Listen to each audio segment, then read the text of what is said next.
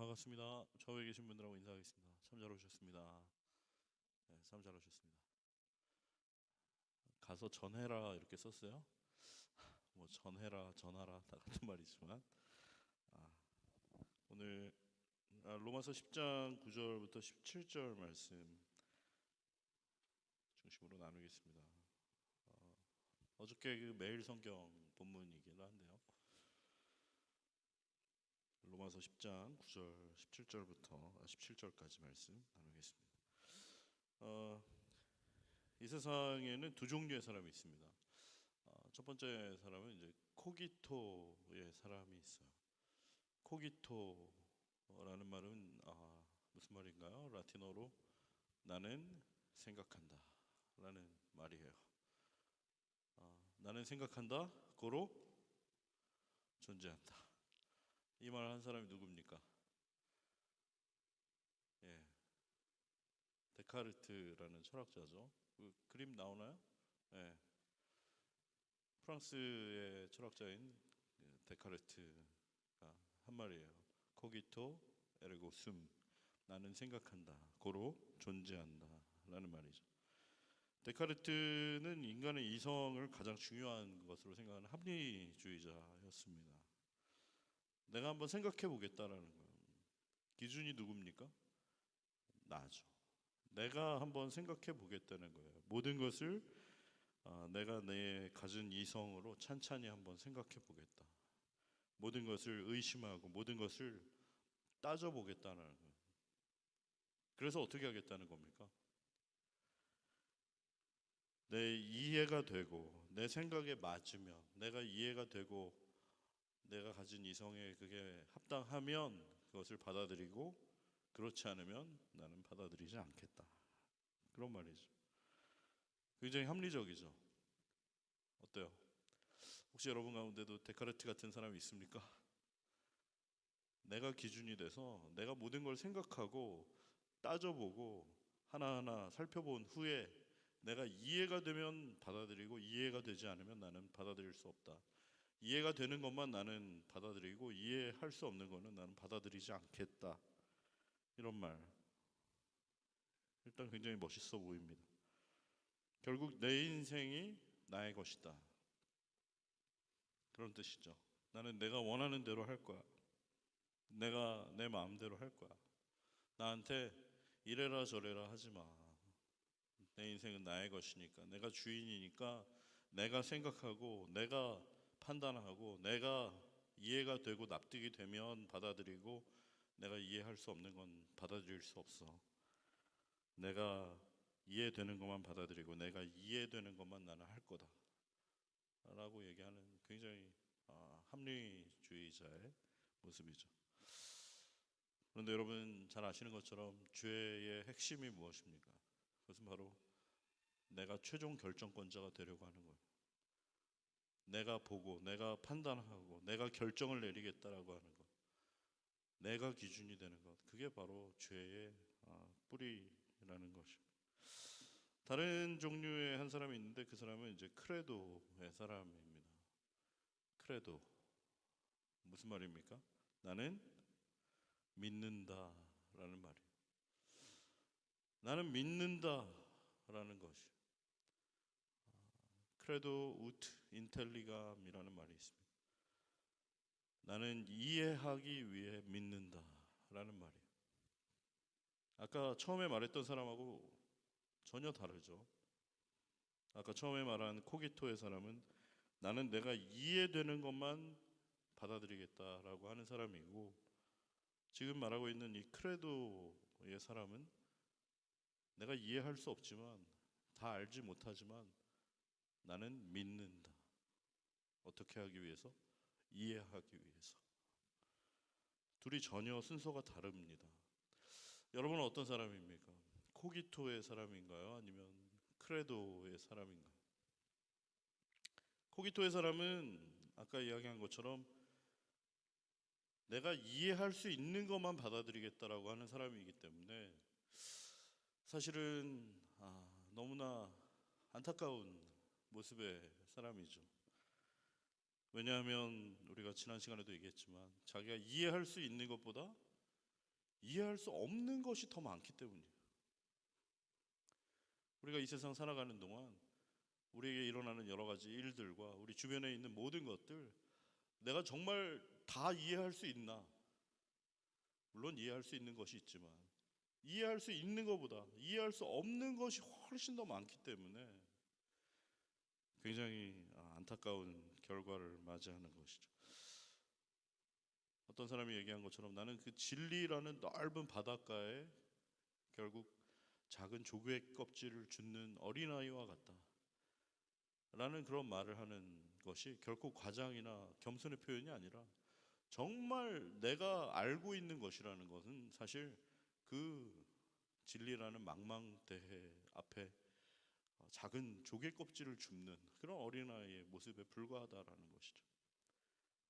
공부를 많이 하면 많이 할수록 결국 그 공부 많이 한 사람들 마지막에 하는 이야기는 내가 정말 이렇게 공부를 많이 했지만 내가 알 수 있는 것보다 알 수 없는 것이 훨씬 더 많다라는 것을 결국 알게 된다라는 것이. 예를 들어서 저 넓은 우주가 어떻게 만들어졌는가, 이 지구는 어떻게 만들어졌는가, 그 누구도 아는 사람이 없습니다. 본 적도 없고 그 자리에 있었던 사람이 없기 때문이죠. 그래서 나름대로 다 생각을 하는 거예요. 추측을 하는 거죠. 설을 만들어내서 얘기를 하는 것입니다. 뭔가 커다란 빅뱅이 일어났기 때문에 그 빅뱅을 통해서 저 우주가 만들어진 것이 아닐까라고 추측을 하는 것이죠. 그럼 나는 누구인가? 또 나는 어디로부터 와서 어디로 가는가? 나는 무엇을 위해 살아가야 하는가? 수많은 철학자들이 질문하고 스스로 그 답변을 구해보려고 했지만 사실 굉장히 그 누구도 정답을 알지 못하는 그런 질문이라는 것이죠. 결국 코기토의 사람은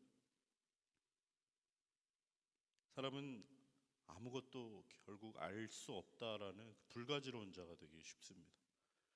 그리고 또 결국 모든 것은 다 알기 어렵다라고 하는 회의론자가 되기가 쉬워. 또는 자기가 아는 것이 마치 전부인 것처럼 우물한 개구리가 되기도 쉽습니다. 그런데 반대로 크레도의 사람, 나는 믿는다라는 사람은 내가 모르는 것이 더 많다라는 걸 인정하는 것이죠. 왜요?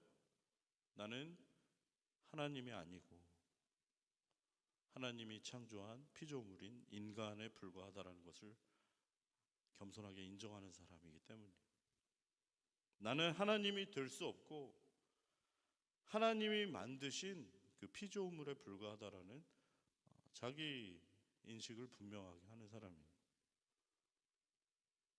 나는 하나님이 아니고 하나님처럼 모든 걸 다 알 수 없는데 나는 피조물에 불과한 존재인데 나는 모르니까 누가 알려주십니까? 하나님이 알려주신다라는 거예요. 하나님이 알려주신 만큼 나는 알게 된다라는 말입니다.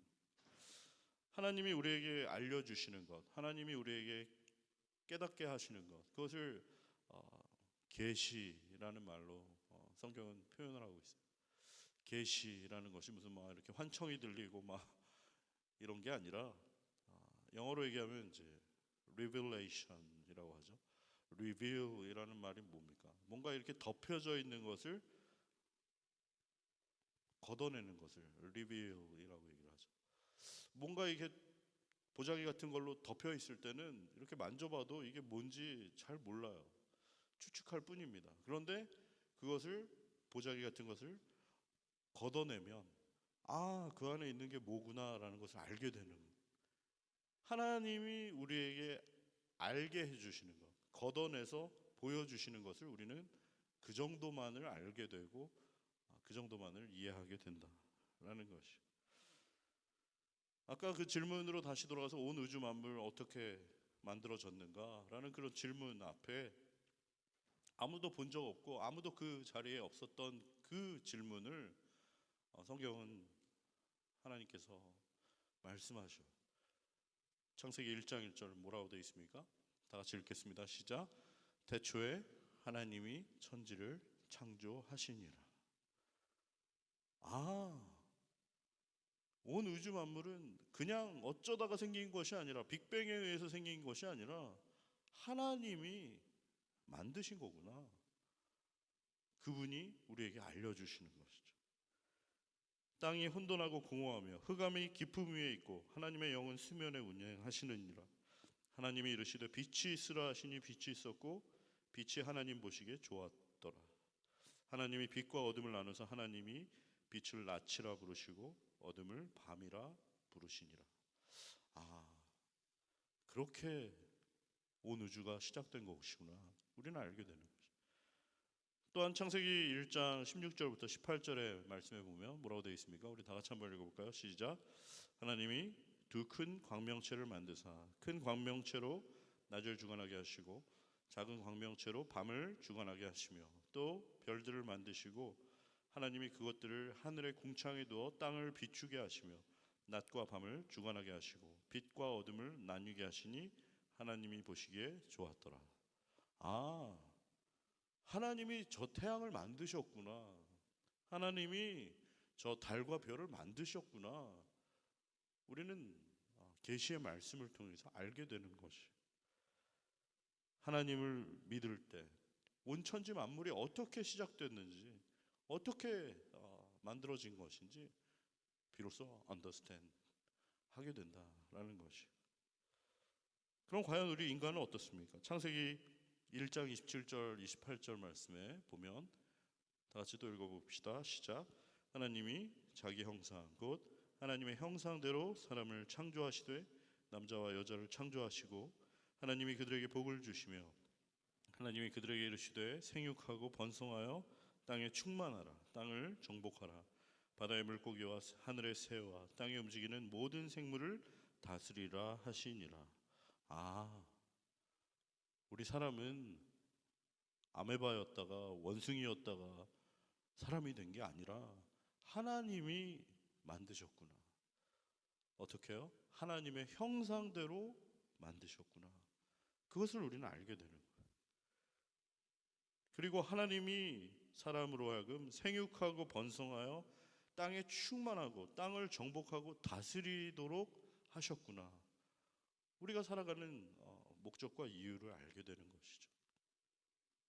참고로 여기서 말하는 뭐 정복하고 다스려라 이런 말들이 막 이렇게 군림하고 막 장악하고 파괴하고 이런 의미가 아니라 원래 그 뜻은 굉장히 잘 케어하도록 돌보도록 하는 그런 의미의 말씀인 것이죠. 그것을 우리는 청지기 의식이라고 얘기를 합니다. 내가 주인이 아니라 주인은 따로 있다는 것이죠. 주인 누구십니까? 우리 하나님이시죠. 하나님께서 우리에게 잘 돌보도록 모든 천지 만물을 맡기셨구나. 그것을 알게 된다라는 것이요. 자, 그런데 문제는 코기토와 크레도 사이에서 그럼 나도 크레도의 사람이 되고 싶은데 믿고 싶은데 하나님이 잘 믿어집니까? 안 믿어집니까? 나도 좀 한번 믿어보려고 그러는데 하나님이 잘 믿어지지가 않는다라는 것이. 왜 그렇습니까? 하나님은 눈에 보이지 않으시기 때문에, 하나님은 영이시기 때문에, 우리 눈에 보이지 않기 때문에 그래서 하나님을 믿기가 사실은 어렵습니다. 여러분, 우리 영어로 된 표현 중에 seeing is believing 이라는 말이 있잖아요. 보는 것이 믿는 것이다 라는 그런 말이 있어요. 우리가 흔히 어떤 이야기를 할 때도 우리가 뭐라고 합니까? 너 봤어? 그러잖아요. 막 뭘 얘기를 하고 있는데 정말 너무 믿어지지 않는 이야기를 하면 너 봤어? 그런단 말이에요. 봤어. 그러면 정말 확실한 거죠. 그런데 뭐 본 건 아니고 뭐 그냥 그렇대 뭐 이렇게 되면 사실 우리가 믿기가 어렵습니다. 그런데 어떤 사람이 난 봤다, 내가 정말 분명히 봤다, 내 눈으로 똑똑히 봤다 이러면 정말 그건 사실이구나, 우리가 이렇게 생각하는 것처럼 사실 굉장히 우리는 시각적으로 이걸 봐야만 믿을 수 있는 그런 사람들이죠. 그러나 참된 믿음은 보지 않고 믿는 것이 바로 참된 믿음이다라는 것이 굉장히 패러독스인 것 같지만, 믿음이란 보이지 않는 것을 믿는 것입니다. 솔직히 우리 눈에 보이는 거를 믿는다라고 얘기하는 것은 누구나 다 그렇게 말할 수 있는 것이죠. 하지만 진정한 믿음이란 보는 것을 믿는 것이 아니라 보이지 않는 것을 믿는 것, 그것이 바로 참된 믿음이고, 우리 하나님 역시 보이지 않는 분이신데 그분을 믿기 때문에 그 믿음이 정말 놀라운 것이다 라는 것이죠. 결국 보이지 않는 것을 믿는다라는 것은 내가 이해되지 않는 것을 믿는다라는 말과도 통하게 됩니다. 그렇다고 해서 여러분에게 그냥 닥치고 믿어라, 맹목적인 믿음을 얘기하고 그러려고 하는 것이 아니라, 믿음의 그 본질이 원래 그렇다는 것이죠. 눈에 보이는 것을 내가 믿는 것이 믿음이 아닌, 눈에 보이지 않는 것을 믿는 것이 사실은 믿음의 핵심이고, 우리 하나님을 믿는 것 역시 그분은 보이지 않는 분이지만 내가 그분을 믿을 수 있는가, 여기에 이제 굉장히 우리의 고민이 있다라는 것이. 결국 믿음이란 내가 이해되고 납득이 돼서 믿는 것이 아닙니다. 내가 믿기로 결심하는 게 아니에요. 다른 말로 하면 사실 내가 믿는 것이 아니라 믿어지는 것이다 라는 것이. 다시 말하면 내가 이해하고 납득이 돼서 딱 따져보니까 맞네 맞아 해서 내가 믿어야지 하고 결심하는 게 믿음이 아니라, 사실은 내가 이해가 되지 않고 납득이 되지 않는데 내가 믿기로 결심하는 것이 아니라 믿어지는 것이 사실 믿음이다라는 말이에요. 여러분 동의가 되십니까? 이것이 이해가 되면 지금 그 사람은 믿음이 있는 사람이에요. 그런데 도대체 뭔 소리를 하는 거냐, 이러면 지금 굉장히 아직 믿음의 그 초보가 무엇인지 다시 생각해 봐야 할 상황이에요. 여러분, 믿는 것이 아니라 믿어지는 것이다 라는 말, 다른 말로 표현하면 성경은 그렇게 얘기합니다. 믿음은 하나님의 선물이다 라고 얘기를 하고 있어요. 믿음은 결코 내 안에서 나오는 것이 아니라 전혀 내 밖에서 하나님이 나에게 선물로 주신다라는 거예요. 에베소서 2장 8절 9절 말씀 한번 읽어보겠습니다. 시작. 너희는 그 은혜야 믿음으로 말미암아 구원을 받았으니 이것은 너희에게서 난 것이 아니요 하나님의 선물이라. 행위에서 난 것이 아니니 이는 누구든지 자랑하지 못하게 하려 함이라. 너희는 그 은혜야 믿음으로 말미암아 구원을 받았다라고 얘기를 하고 있어요. 너희가 지금 믿고 있다라는 것은 너희가 똑똑해서 믿은 것이 아니고, 너희가 이렇게 하나하나 따져봤는데 이해가 되고 납득이 돼서 믿은 게 아니고, 전적으로 하나님이 믿음을 너희에게 선물로 주셔서 그 은혜에 의하여 믿음이 우리 안에 들어와 작동하여 이게 믿어진 것이다라는 거예요.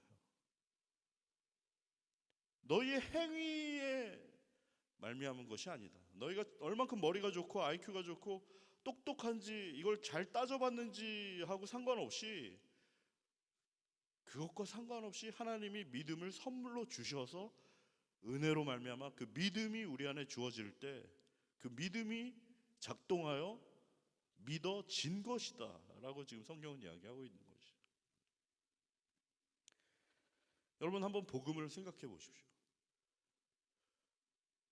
우리가 잘 아는 요한복음 3장 16절에 뭐라고 되어 있습니까? 하나님이 세상을 이처럼 사랑하셨다. 이처럼 사랑하신 게 어떻게 사랑하신 거예요? 그 독생자 예수 그리스도 아들을 주시기까지 사랑하신 그 사랑 아닙니까? 전에 제가 여러 번 얘기했지만, 여러분 어떻게 아들을 줄 수가 있습니까? 이게 말이 되나요?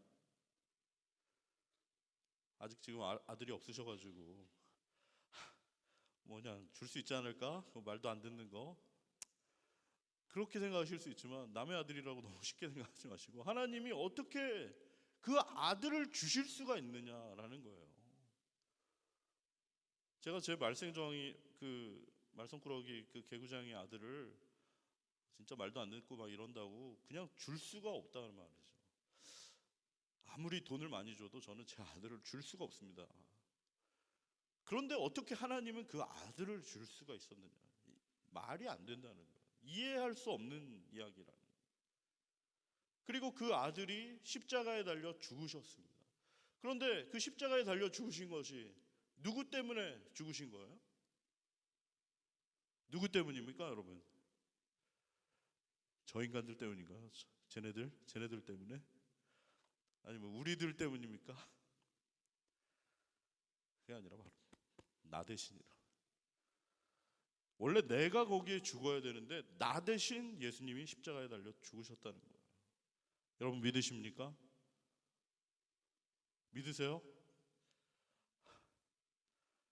그런데 여러분 아멘 하신 분들 중에 정말 예수님한테 좀 부탁한 적이 있습니까? 나 대신 좀 죽어주십시오. 이렇게 부탁한 적이 있어요? 부탁한 적이 없어요. 여러분 본 적 있어요? 예수님 십자가에 달린 거 본 적 있냐고요? 뭐 영화에서 막 이런 거 말고 정말 봤냐고요?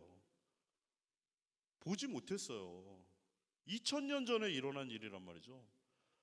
내가 보지도 못했습니다. 내가 부탁한 적도 없어요. 그런데 왜 예수님이 십자가에 죽으신 것이 나 대신 죽었다라는 거예요. 여러분 이게 말이 됩니까? 아니 지가 죽고 나서 왜 나 대신 죽었다는 거야? 그런 생각 충분히 할 수 있다는 거죠.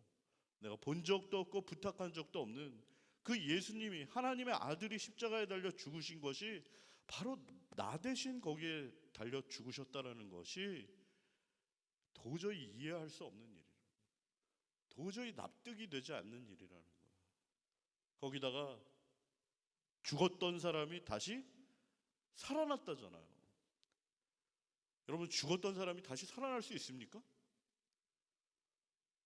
살아날 수가 없어요. 어떻게 죽었던 사람이 살아날 수 있습니까? 말이 안 되는 이야기란 말이에요. 이해할 수 없는 이야기란 말이에요. 그리고 다시 오신다면서요. 정말 주님 다시 오십니까? 오신다고 그런지 지금 2000년이 지났는데 아직도 안 오셨는데 언제 온다는 거야 도대체? 정말 오긴 오는 거야. 그러니까 복음에 처음부터 끝까지 하나같이 다 따져보면 도저히 내 이성으로는 이해되지 않고 납득되지 않는 그런 이야기들 투성이라는 거예요. 그런데 이렇게 이해할 수 없고 납득되지 않는 이야기를 어떤 사람은 아멘 하고 그것이 믿어지고 어떤 사람은 이건 말도 안 돼. 이런 무슨 말도 안 되는 소리가 있어. 난 믿을 수 없어. 난 이해할 수 없어. 그러니까 난 받아들이지 못해. 라고 하는 사람이 있다라는 것입니다. 여러분은 어떻습니까? 제가 방금 이야기한 것처럼 이 복음은 완전히 하나같이 말도 안 되는 이야기들 투성인데 이해할 수 없는 이야기들, 납득하기 어려운 이야기들 뿐인데 정말 여러분은 이거 하나하나가 다 정말 아멘이시고 마음 깊은 곳으로부터 동의가 되시는가라는 것이. 그렇다면 그것은 여러분이 똑똑해서가 아니라 하나님이 여러분에게 믿음을 선물로 주셨기 때문에 그 믿음이 작동하여 이것이 믿기로 결정한 것이 아니라 믿어진 것이다 라는 결론을 내리게 되는 것입니다. 하지만 여러분 가운데 어떤 분은 정말 솔직히 이게 안 믿어지는 분도 있을 거예요. 그렇지 않습니까? 아니 안 믿어지는데 내가 믿는 척 할 수는 없잖아요. 무슨 말인지 알죠? 이렇게 와가지고 같이 예배드리고 지금 같이 찬양하고 막 기도하고 말씀 듣고 뭐 이러는 흉내는 낼 수 있어요. 비슷하게 그냥 할 수는 있다고요. 하지만 정말 이것이 내 마음에 믿어지고, 하나님이 나를 너무 사랑하셔서 그 하나밖에 없는 아들을 보내주셨고, 그 아들이 날 대신하여 십자가에 죽으셨고, 죽으셨다가 다시 살아나셨고, 이제 곧 다시 오실 것이다라는 이 모든 말도 안 되는 이야기가 내가 정말 믿어졌다면, 이것은 나의 이성으로 된 것이 아니라 하나님의 선물인 그 믿음이 우리 안에 들어와 그것이 작동함으로 믿어진 것이다 라는 것입니다. 자,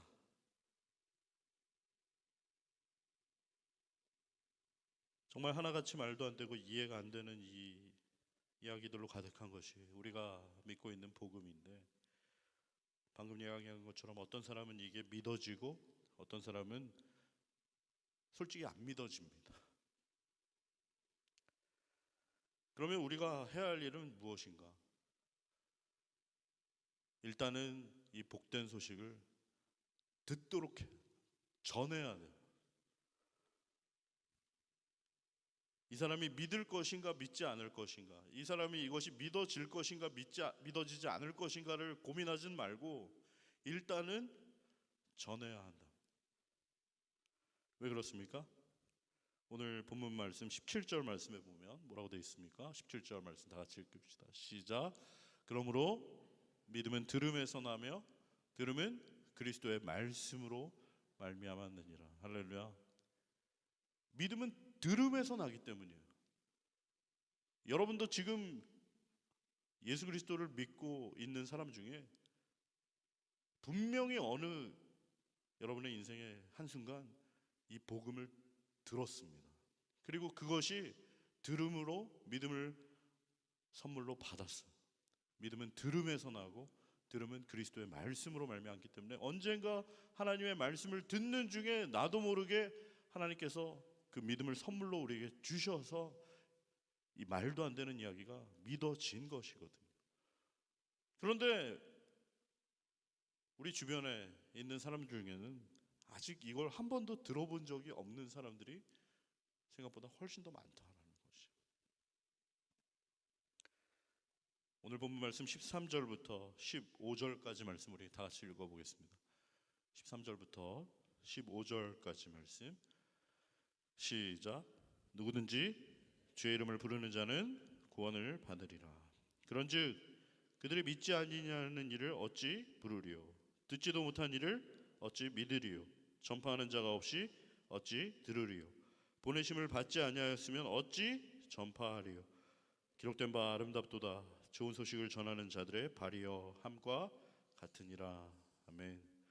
누구든지 주의 이름을 부르는 자는 구원을 받을 것이다 라고 얘기를 하고 있어요. 그러면서 계속 말합니다. 믿지 않는 사람을 어떻게 부를 수가 있겠느냐? 듣지도 못한 일을 어찌 믿을 수 있겠느냐? 전파하는 자가 없이 어떻게 듣겠느냐? 보내심을 받지 아니하였으면 어떻게 전파하겠느냐라고 얘기를 하고 있어요. 이걸 뒤에서부터 다시 정리를 하면 이렇습니다. 하나님이 누군가를 보내시는 거예요. 그 보내심을 받은 사람이 전합니다. 말하는 거예요. 듣게 하는 거예요. 그러면 그 전하는 말을 어떤 사람이 듣게 되는 거죠. 듣게 되면 믿음은 들음에서 나기 때문에 듣는 순간 하나님의 은혜로 그 믿음이 그 안에 선물로 주어지고 작동하는 것이죠. 그렇게 믿게 된 사람은 주의 이름을 부르게 됩니다. 주의 이름을 부르는 자는 구원을 받게 되는 것이죠.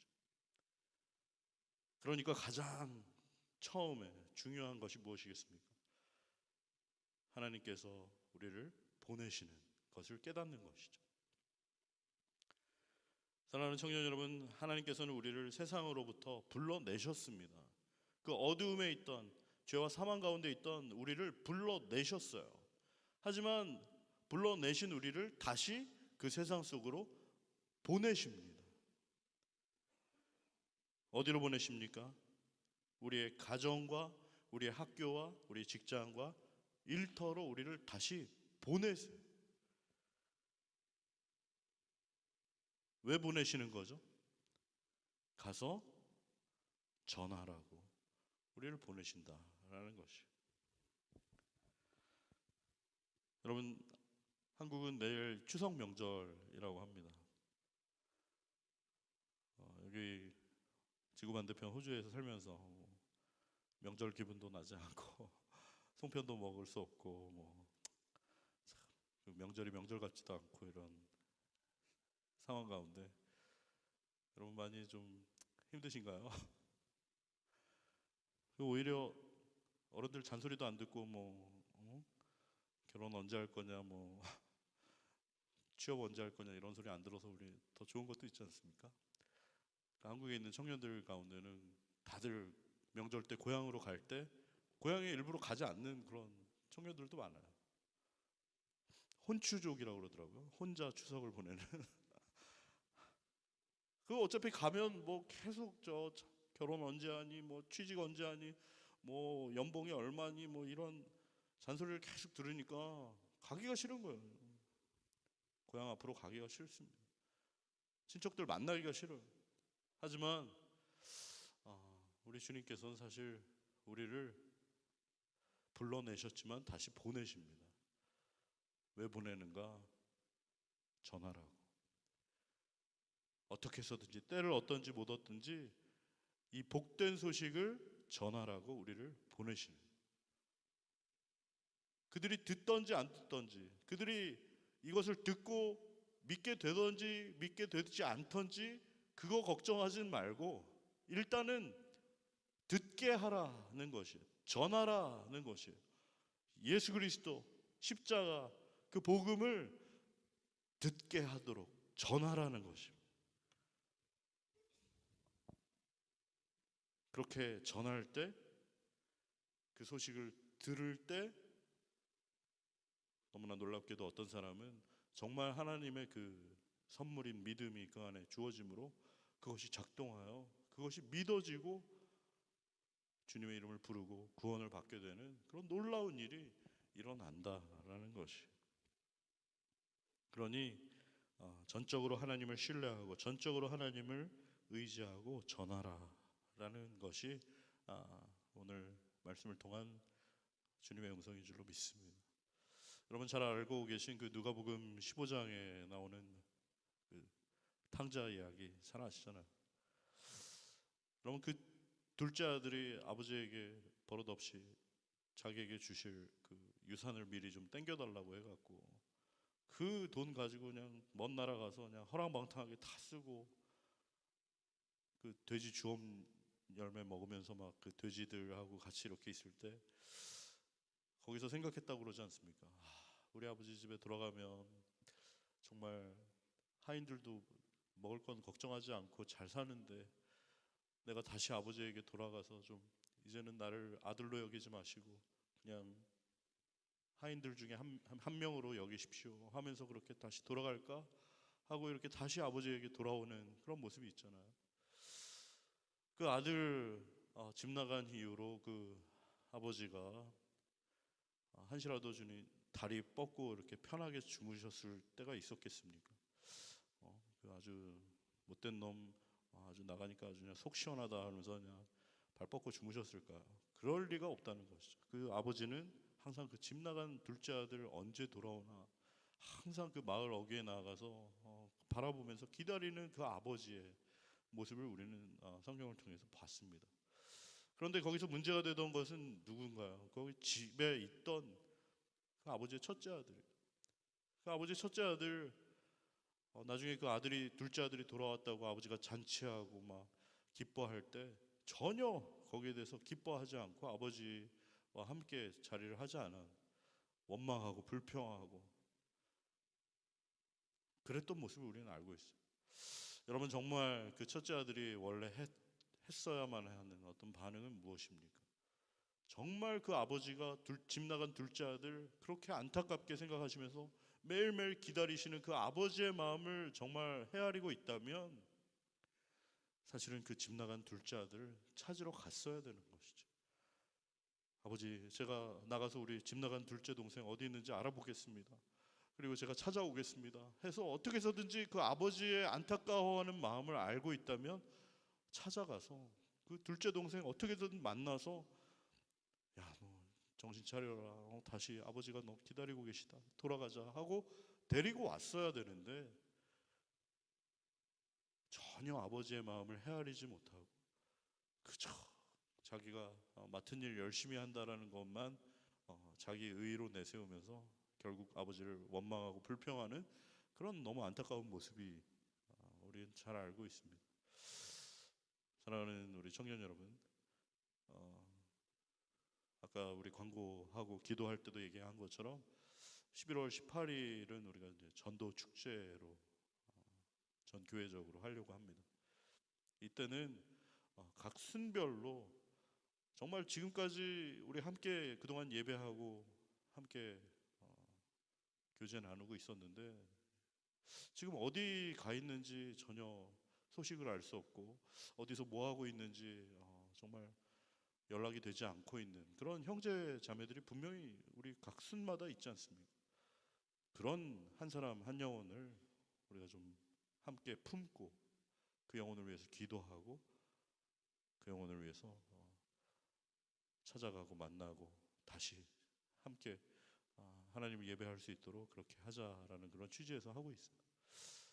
단순히 숫자를 늘리려고 하는 것이 아니라 그 집 나간 둘째 동생을 안타깝게 여기시고 기다리시는 그 하나님 아버지의 마음을 우리가 이해하고 어떻게 해서든지 우리가 좀 아버지가 관심 갖고 계신, 아버지가 항상 마음에 두고 계신 그 한 영혼을 향한 그 아버지의 마음을 우리도 마음에 품고 그 영혼을 위해서 기도하고 정말 그 영혼을 찾아가고 만나고 어떻게 해서든지 다시 하나님 품으로 돌아오게 하는 그런 거룩한 하나님의 부르심 앞에 우리가 이제 준비하고 나아가려고 하는 것이에요.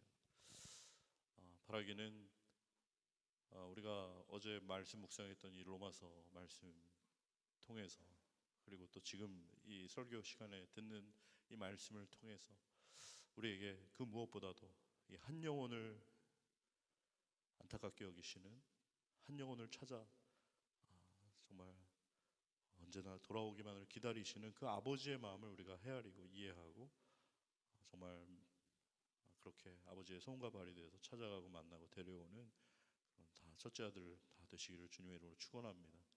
그런데 이게 아까도 얘기했지만 인간의 말로는 되지 않아요. 인간의 뭐 설득으로 이게 되지가 않는다는 말이죠. 아무리 잘 설명하고 아무리 전도 폭발 뭐 사형리 이 외운 거를 잘 빠짐없이 얘기를 한다고 이게 되는 게 아니라 결국 그들의 마음을 움직이시고 그들의 마음속에 믿음을 허락하셔서 선물로 주셔서 믿어지게 하는 분은 오직 우리 하나님이십니다. 그러니 이 영적인 일을 우리가 감당할 때 그 영혼을 다시 돌아오게 하는 일에는 반드시 우리의 그 기도가 있어야 한다라는 것을 우리가 기억했으면 좋겠습니다. 그래서 정말 우리 주보에 있는 내용처럼 우리 순마다 오늘 LG, YG 각자 이제 모임하실 때 그동안 우리가 좀 연락을 못했고 이렇게 어디 있는지 궁금한 그런 형제 자매들 다 한 영혼씩 작정하시기 바라고 그 영혼들 어떻게 하면 우리가 다시 초대해서 함께 예배하고 아버지 품으로 돌아오게 할 수 있을지 좀 그런 마음을 좀 나누는 오늘 순모임 되셨으면 좋겠습니다. 그리고 무엇보다도 이것이 가능한 것은 인간의 말과 프로그램으로 되지 아니하고 오직 하나님께서 성령이 역사하실 때 가능함을 기억하고 어떻게 이 영혼을 위해서 우리가 이름을 부르며 눈물로 기도하고 하나님 앞에 간구하면서 나아갈 것인지 좀 어떻게 우리가 기도하면 좋을지 이런 이야기도 좀 충분히 나누셔서 구체적으로 나누셔서 정말 이 11월 18일 전도 축제일 때 그냥 단순한 어떤 이벤트나 프로그램이 아닌 정말 집 나간 우리 둘째 동생들은 다 한 영혼씩 데리고 와서 다시 아버지 품에 안겨서 우리 함께 예배하고 감격스러워하게 되는 그런 복된 은혜가 우리 모두에게 있기를 주님의 이름으로 축원합니다. 축원합니다.